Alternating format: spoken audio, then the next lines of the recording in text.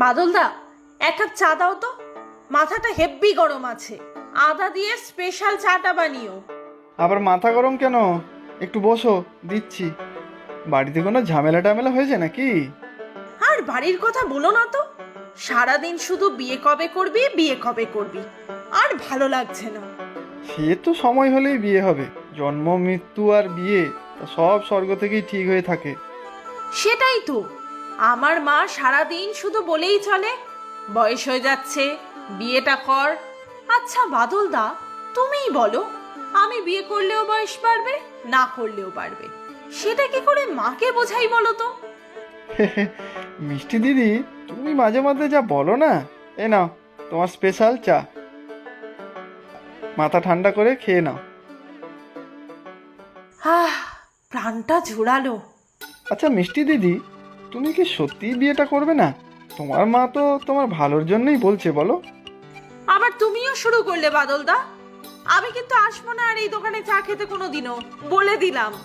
আরে আরে আরে, মিষ্টি দিদি রাগ করো না, বসো বসো। আর এক কাপ চা দেবো নাকি? না, লাগবে না, তোমরা সবাই একই রকম।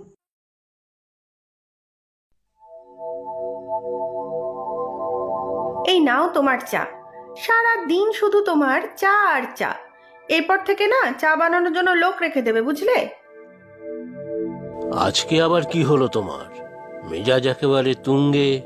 তুমি এত ঠান্ডা মাথায় আছো কি করে শুনি? মেয়েটা বিয়ে করতে চাইছে না।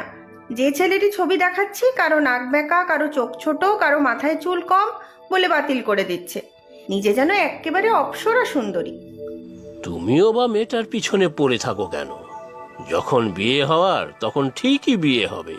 ছেড়ে দাও না ওকে, কাজে কর্মে ব্যস্ত থাকে ও। তোমার আর তোমার মেয়ের সময় যে কবে হবে ভগবানই জানে। মাঝখান থেকে আমি মরছি আমার জ্বালায়। আত্মীয় স্বজন কারো কাছে মুখ দেখাতে পারছি না।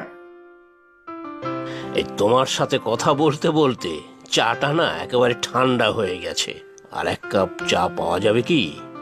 আমি কিন্তু বাপের বাড়ি চলে যাব এবার। তোমরা থেকো দুই বাপ মেতে একা। আমার আর কিছু ভালো লাগে না। না, মিষ্টির সাথে কথা বলতে হবে আজকে। না হলে মনে হচ্ছে আর বাড়িতে শান্তিতে থাকা যাবে না।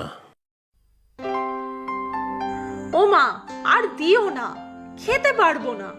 সকালে এত খাওয়া যায় নাকি? অফিস যেতেও তো লেট হয়ে যায়। মুখের কাছে খাবার এগিয়ে দিচ্ছি, শুধু খেয়ে আমাকে উদ্ধার করবে। তাও মহারানীর সময় কুলোয় না। ও মা, আজকে টিফিনে কি দিয়েছো গো?